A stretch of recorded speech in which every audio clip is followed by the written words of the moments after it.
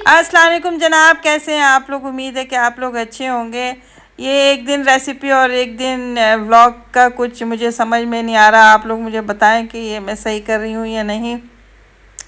वैसे तो मेरा दिल ये है कि अब मैं व्लॉग्स ही बनाऊँगी, रेसिपीज़ नहीं डालूँगी।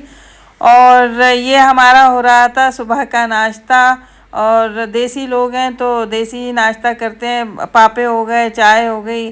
पापे मैं पाकिस्तान से लेकर आई थी और यहाँ पर भी बहुत अच्छे पापे मिलते हैं, नो डाउट। मैं अगर जिसको पापे पसंद हो मैं उस पैकेट का जो है वो एक पिक इस पर डाल दूँगी, आप देख लीजिएगा। अगर पसंद आए तो आप लोग वहाँ से जाके ले सकते हैं। जेस्को से मिलते हैं। 1 दिरहम का एक पैकेट होता है, उसमें एक बंदा आराम से वो पापे खा सकता है। अच्छा, पापे के शौकीन हम सब हैं। बेटे ने ख़ास तौर पे मंगवाए थे। अच्छा जी, हम लोग चले गए थे गोल्ड सूक शाम में।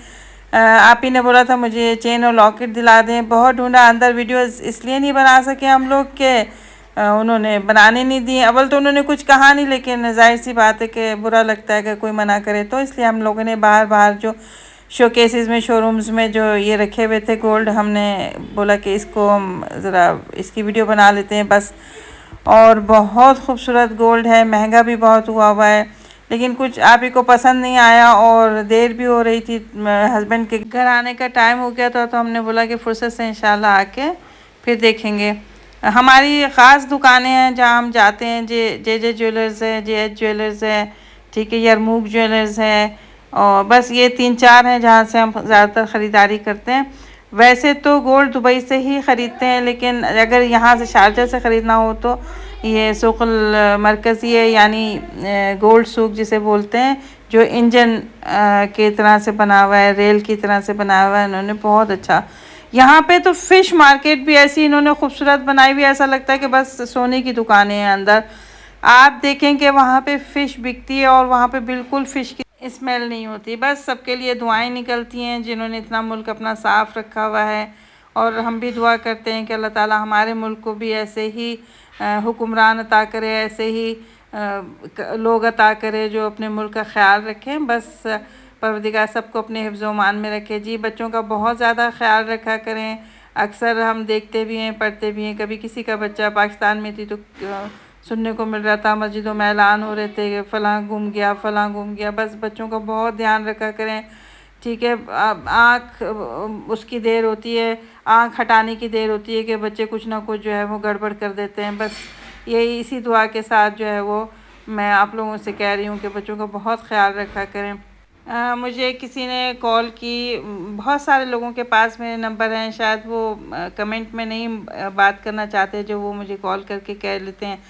उन्होंने मुझसे कहा, एक खातून है, उन्होंने मुझसे कहा कि मैं अपनी वालदा से जो है वो नाराज़ हूँ, तो किस तरह से बताएं कि मैं उनको राज़ी करूँ या वो मुझसे बात करें। तो मैंने उनसे कहा कि अब मैं आपसे मैंने उनसे पूछा ही नहीं बिल्कुल भी कि आपसे वो क्यों नाराज़ हैं या आप उनसे क्यों नाराज़ हैं, क्यों आपस में बातचीत नहीं होती, क्योंकि ये उनका पर्सनल मैटर था। तो मैंने पूछा नहीं, अगर वो बताना चाहती तो वो ख़ुद बताती। बस उन्होंने कहा कि आप मेरे लिए दुआ करें और अपने व्लॉग में भी कहें कि जिनके माँ बाप नाराज़ हैं प्लीज़ आप उनको मना लें। मतलब बिल्कुल, मैं तो ये बोलती रहती हूँ कि क्योंकि माँ बाप सबके जो है वो बहुत कीमती होते हैं, ऐसे इतने कीमती होते हैं कि पूरी दुनिया बेचकर भी एक माँ बाप नहीं ख़रीदे जा सकते हैं।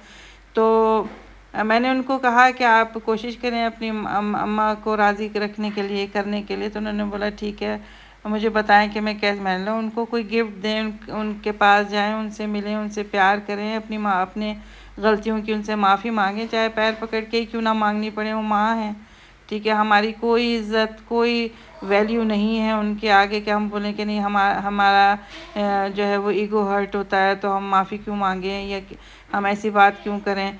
वो माँ हैं, उन्होंने हमको पैदा किया है, हम लोगों को वो बड़ा करते हैं, पालते हैं, पोसते हैं, हमारे लिए रातों को जागते हैं, तकलीफ़ें उठाते हैं। दुनिया की कोई भी चीज़ जो है वो इस चीज़ का नेमुल बदल नहीं हो सकती।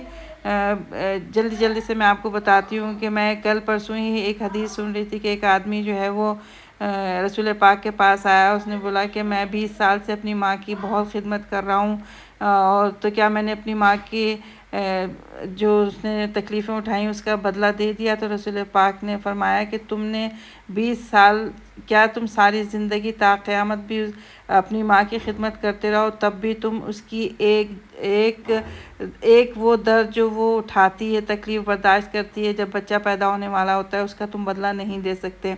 ठीक है, तो वो रसूल थे, रसूल हैं, और क्या उनकी बात गलत हो सकती है? नहीं हो सकती। माँ अगर नहीं है तो अपनी, अगर कोई किसी से कोई गलती हो गई है तो बाप से माफ़ी मांग लें।